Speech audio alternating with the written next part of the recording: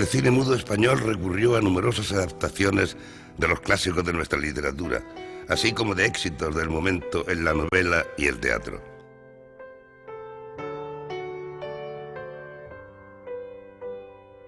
En cambio, se escribieron muy pocos guiones originales pensados para la pantalla y con calidad literaria, porque los intelectuales más pujantes permanecieron de espaldas al cine.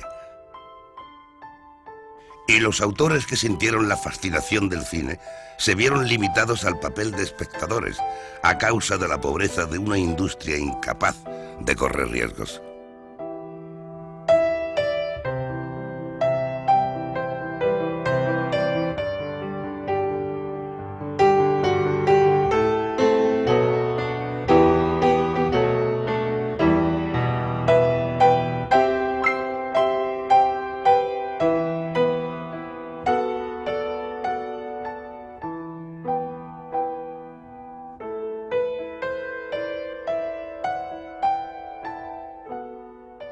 El interés por el cine lo tenían todos los intelectuales. Yo no creo que a ninguno se le ocurriera en aquel momento hacer cine, aunque teníamos una pasión por ella. El que más se le ocurrió fue a Buñuel, que se fue a París para estudiar y volvía ya como una persona de la vanguardia del cine, primero surrealista y todo eso.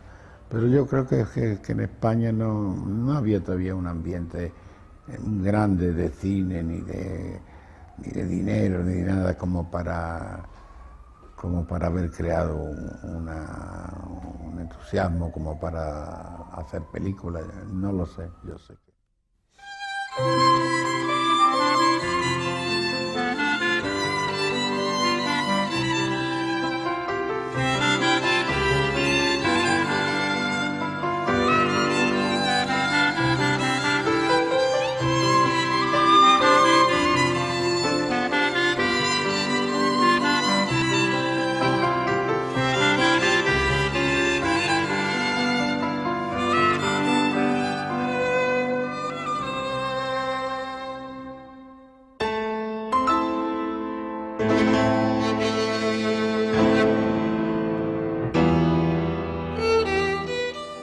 Don Quijote, cumbre de la literatura castellana y mito español por excelencia, tentó a otras cinematografías, además de la nuestra.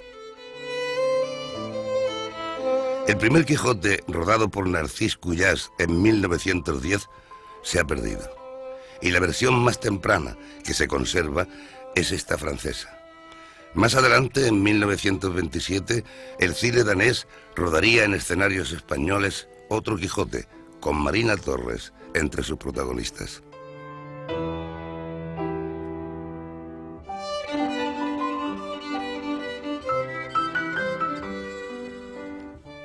El recurso a los clásicos ofrecía al cine la ocasión para el lucimiento de vestuarios y ambientes de época, además de facilitarle argumentos y títulos renombrados, evitando a las productoras el pago por derechos de obras contemporáneas o guiones originales.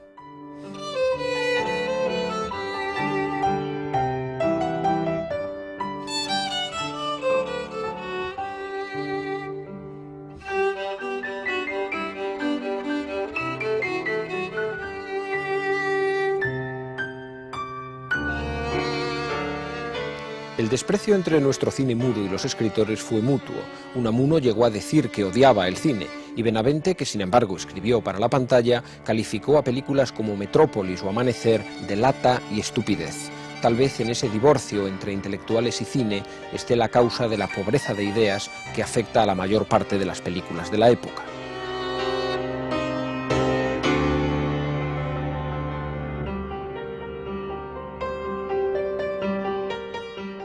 Sin embargo, el cine adaptó muchas obras del momento, como este melodrama de Ángel Guimerá, uno de los autores que más se interesaron por la pantalla.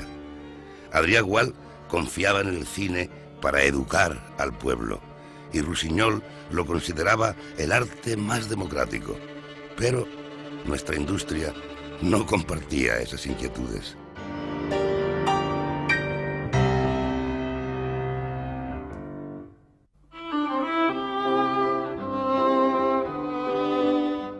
Con los clásicos, el cine adquiría cierto prestigio artístico con adaptaciones de los autores y títulos más reconocidos.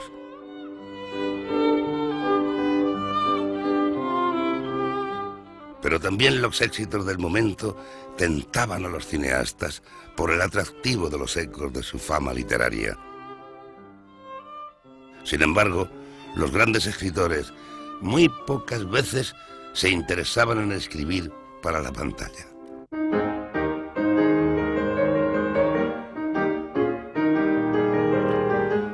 Aquí no se buscaban grandes guiones originales, sino tan solo aprovechar éxitos de novelas o comedias como esta, también de los Álvarez Quintero.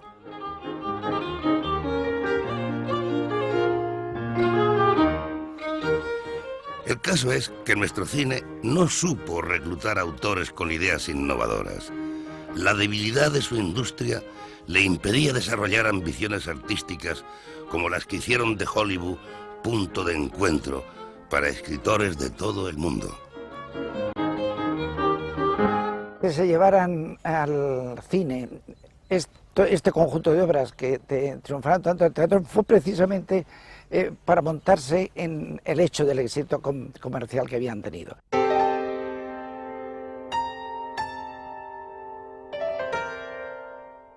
Los hermanos Álvarez Quintero y Carlos Arniches encabezan la lista de comediógrafos más veces llevados a la pantalla.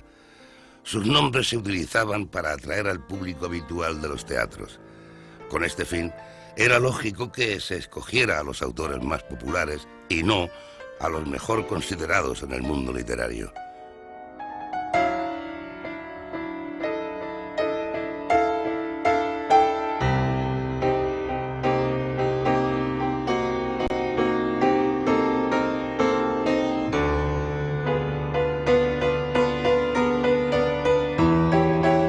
Nuestro cine mudo carecía de vocación intelectual, pero tampoco puede decirse que fuese un negocio regido por el afán de ganancias. Al contrario, su precariedad económica le obligaba a buscar la supervivencia en las taquillas antes que ninguna otra cosa.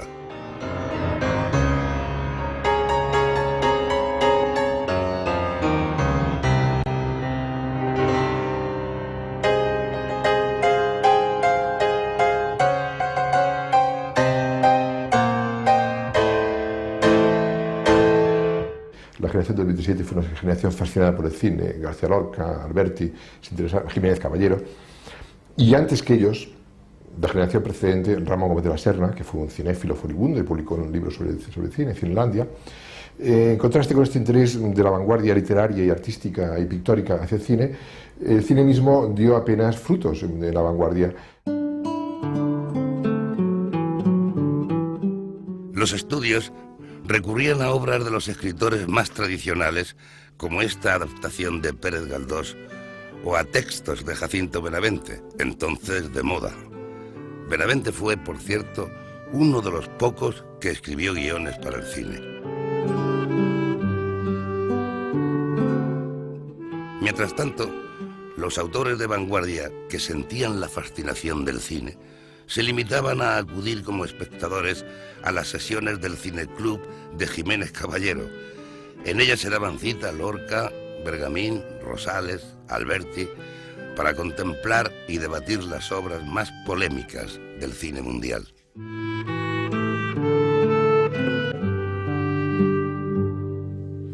Ese día, antes del acorazado Potemkin, salió a recitar un poeta moreno, con mucho pelo, y empezó a recitar. Y yo estaba ahí nerviosísimo, porque decía, ay, por Dios, a este poeta que va a estar aquí una hora, a lo mejor era García Lorca. Y yo creo que los intelectuales de verdad nunca despreciaron el cine. Lo que pasa es que tampoco se ocuparon quizá de él lo bastante, pero es que tampoco tuvieron ocasión. Porque, por ejemplo, a Ortega y Gasset, pues no creo que le encargaran nunca una película. Y no sé si él la hubiera hecho o no, pero a lo mejor hubiera sido muy interesante. Valle Inclán, yo creo que hubiera hecho guiones extraordinarios.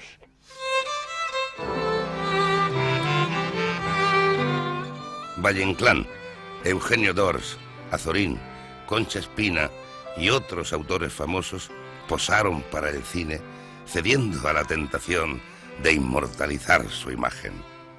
Incluso Baroja llegó a hacer un papel en la adaptación de su Zalacaín. Sin embargo, no parecían interesados en sentarse tras la cámara, ni siquiera para adaptar sus propias obras. Así, nuestro cine se vio privado de unos talentos que habrían podido enriquecer con grandes ideas sus películas. Federico hizo un guión y se publicó el guión como tal guión, no se llegó a hacer la película.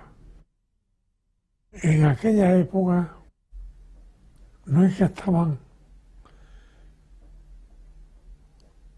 en contra del cine, es que en aquella época estaban en contra de todo.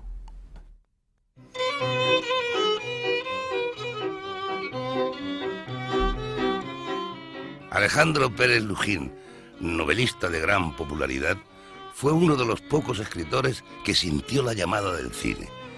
Adaptó a la pantalla su famosa obra La Casa de la Troya y dirigió el rodaje. Incluso aportó los medios financieros para la producción.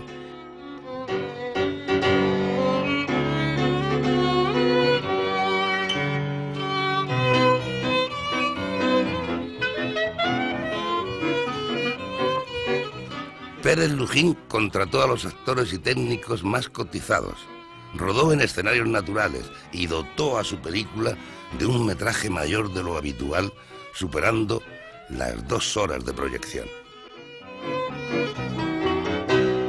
Un éxito enorme, enorme, enorme, enorme. Y que luego la gente contenta y la gente aplaudió varias partes de la película. Pero fue más Currito de la Cruz. Era más conocida la novela y salía mucho más que la Casa de la Troya.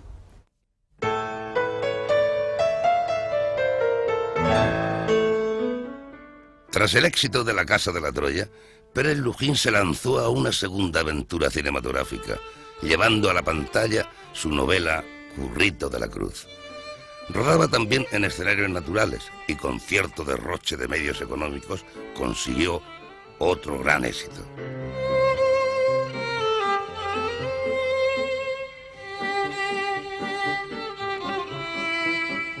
Currito de la Cruz respondía a uno de los tópicos de nuestro folclore, el inclusero que triunfa en la vida convertido en figura del toreo.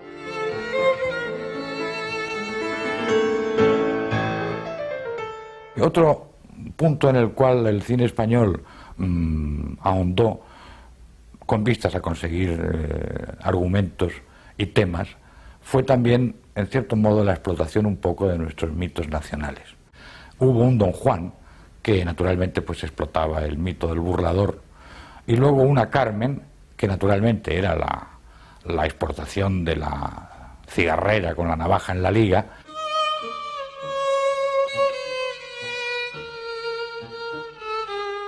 Carmen es un mito español urdido por un francés y que en nuestro cine mudo dirigió un italiano, Giovanni Doria. El mito de Carmen tiene raíces típicamente españolas, pero es una impostura cultural, porque nuestras gitanas nunca han sido modelo de mujeres libres hasta el punto de resultar licenciosas y verse por ello trágicamente castigadas.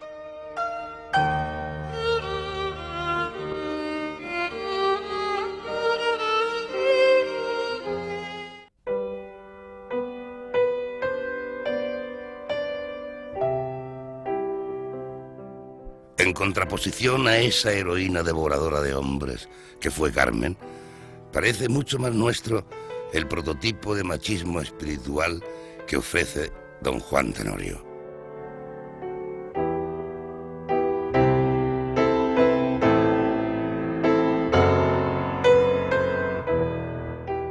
título entonces fijo sobre los escenarios cada noviembre. El cine mudo echó mano del mito de Don Juan en 2 ocasiones con los mismos actores que ganaron fama encarnando al burlador en los teatros. El primer tenorio de la pantalla en 1908 fue Cecilio Rodríguez de la Vega. Yo recuerdo haber visto en aquella época a Fortunio Bonanova, que hizo el Don Juan Tenorio, en la cual hacía el papel de Don Luis Mejía el famoso músico Jaime Planas.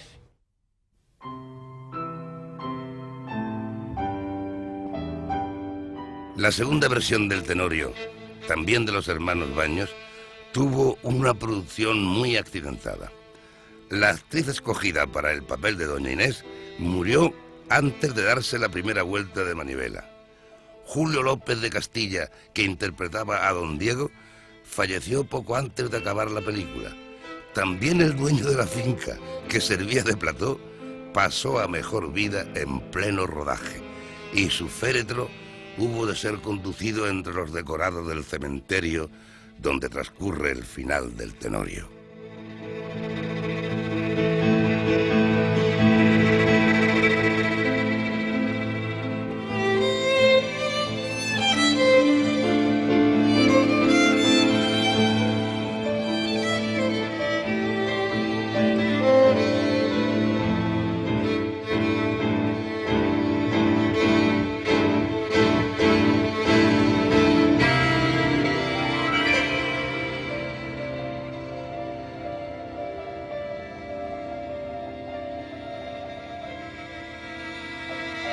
Don Juan Tenorio, además del éxito de su estreno, se benefició de numerosas reposiciones, temporada tras temporada, cuando llegaba el Día de los Muertos.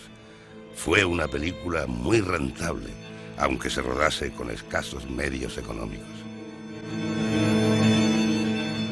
Com que els artistes cobraven, i ja dic, la tècnica cinematogràfica d'obrir la càmera, això portava temps, jo vaig fer allà molts planos i moltes coses, però no podia fer perquè el meu germà em deia: apa, noi, vinga, va, de pressa, que el temps passa i tindrem que fer una altra sessió. I jo, pues, naturalment, ja ho tenia que deixar, ja tenia que fer escenes generals, no podia fer planos i coses com jo haver volgut fer.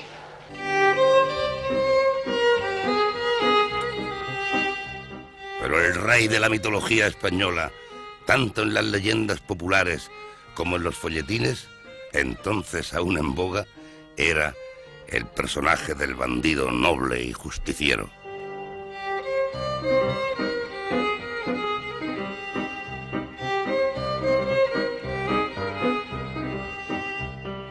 La figura del bandolero generoso que roba a los ricos para ayudar a los pobres, repetida siempre bajo distintos nombres y con idénticas características, se reflejó también en numerosas películas.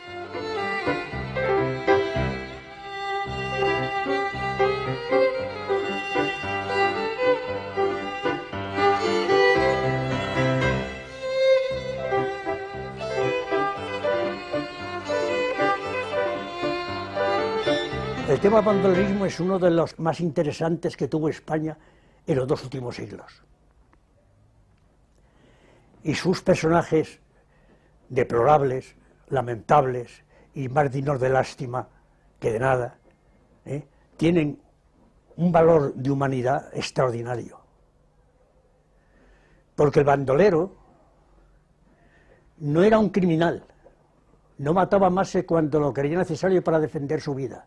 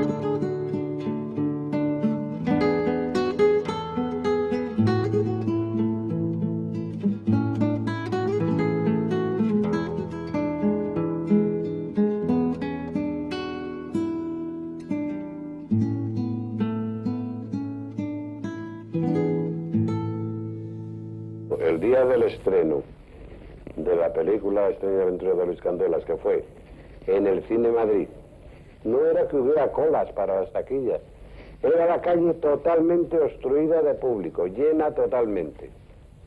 De modo que fue un éxito muy grande la Extraña aventura de Luis Candelas.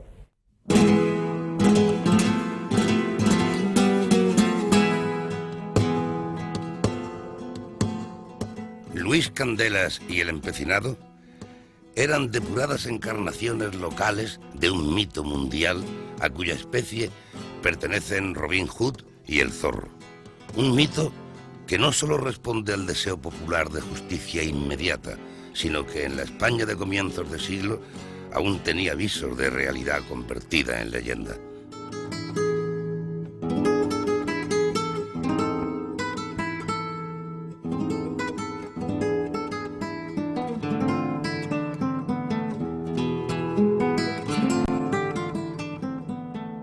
Pero claro que ha habido bandoleros, porque vivían miserablemente y, pues, ¿qué te voy a decir? La historia de un barquero de Cantillana que se enamoró el señorito de la novia, que sí quiso atropellar, que se tuvo que tirar a la sierra porque mató a uno, que eso ha existido, ¿eh? Las películas de bandoleros retrataban al caciquismo, la desigualdad y el deseo de rebelarse contra el amo.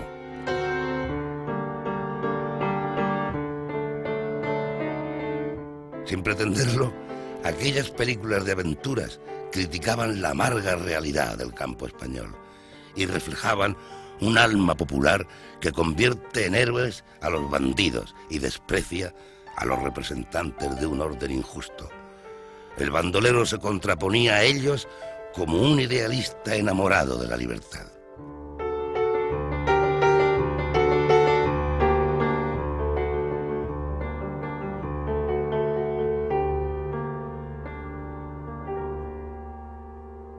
Cuando yo era joven ya quedaban pocos bandidos, ahora hay más.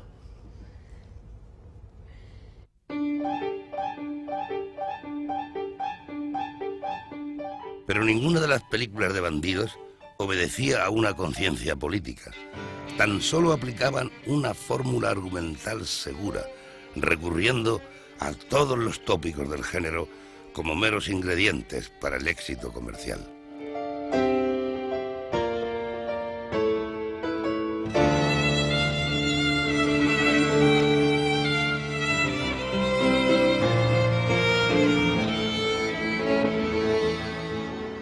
Hay que tener en cuenta el nivel cultural del público español de la época, que es muy bajo, y también probablemente en relación con eso estén los argumentos de las películas, ¿no?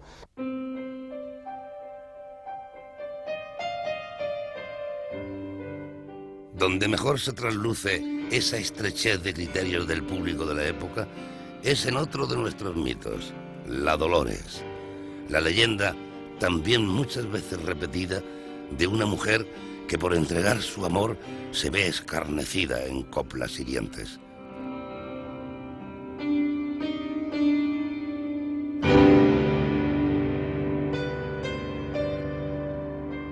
De la Dolores, como de Don Juan, se rodaron dos versiones. Con ellas, el cine se mostraba más próximo a las coplas que a los libros.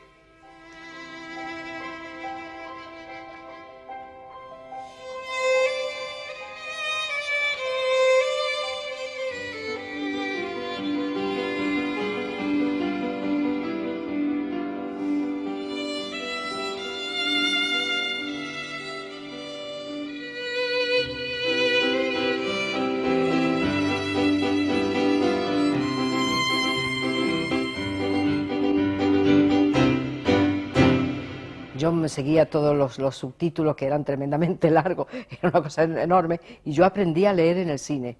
Yo iría a los 4 o 5 años, que me ilusionaba desde pequeñita, y me ponía a leer, a ver qué dice. No llegaba nunca, ni siquiera un renglón, figúrate tú, era una cosa interminable.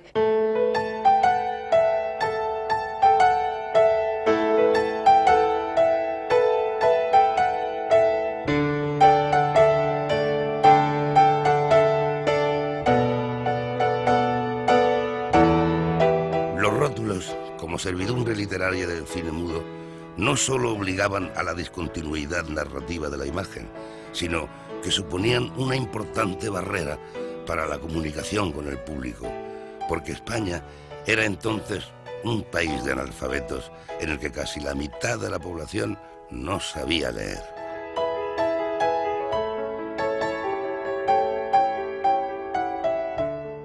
Los principales escritores de la época perdieron la gran oportunidad de dar a conocer sus obras entre esa mitad iletrada del pueblo español cuando renunciaron a escribir para el cine.